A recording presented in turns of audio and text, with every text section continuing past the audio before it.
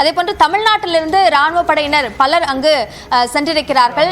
இந்த நிலையில் நிலச்சரிவால் பாதிக்கப்பட்ட வயநாடு பகுதிக்கு மக்களவை எதிர்க்கட்சித் தலைவர் ராகுல் காந்தி செல்கிறார். ராகுல் காந்தி இந்த தேர்தலில் போட்டியிட்ட தொகுதிகளில் ஒன்றான வயநாடு தொகுதியில் அவர் வெற்றி பெற்று பின்னர் அந்த பதவியை ராஜினாமா செய்தார்.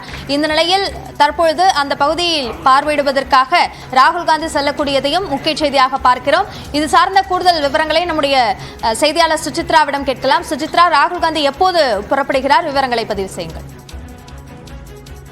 கேரள மாநிலம் வயநாட்டில் உள்ள முண்டக்காய், சூரமலா, ஆட்டமலா, நூல்புலா ஆகிய பகுதிகளில் ஏற்பட்ட கடும் கனமழையினால் ஏற்பட்ட நிலச்சரிவின் காரணமாக சுமார் 43 பேர் வரை தற்பொழுது உயிரிழந்தார்கள்.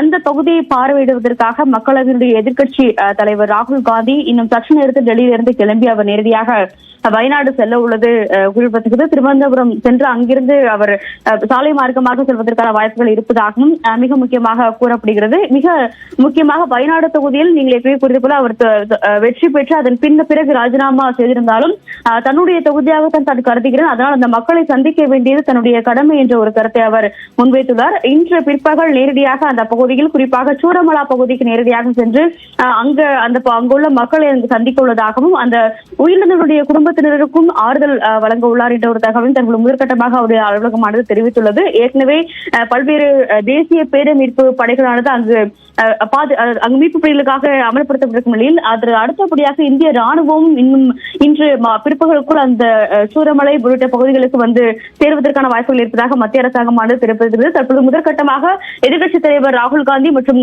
காங்கிரஸ் மூத்த தலைவர்களான KC வேணுகோபால், சசிதரூர் உள்ளிட்டோரும் அவருடன் சேர்ந்து நேரடியாக வயநாடு செல்ல உள்ளதாகவும் அதன் பின்னர் அங்கிருக்கும் காங்கிரஸ் தொண்டர்கள் சார்பாக அவர்களை மீட்பு பணிகளுக்கு உதவ வேண்டும் என்ற ஒரு அறிவுறுத்தல் என்பதும் காங்கிரஸ் கட்சியுடைய தலைமை சார்பாக வலியுறுத்தப்பட்டுள்ளது. இன்று பிற்பகல் சுமார் 11:45 மணியளவில் டெல்லியிலிருந்து கிளம்பி அவர் நேரடியாக கேரளா செல்ல உள்ளது குறிப்பிடத்தக்கது.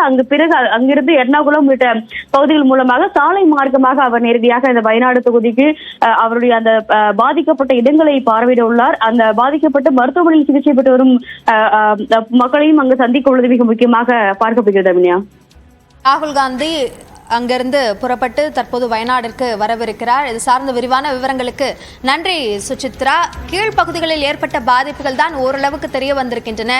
மலை உச்சியில் ஏற்பட்டிருக்கக்கூடிய பாதிப்பு என்ன என்பதே தெரிய முடியாத அளவிற்கு அங்கு பாதிப்பு அதிகமாக இருக்கிறது என்பதையும் அங்கிருந்து நமக்கு தகவல் தெரிவித்த செய்தியாளர் ஷபீர் குறிப்பிட்டிருக்கிறார்.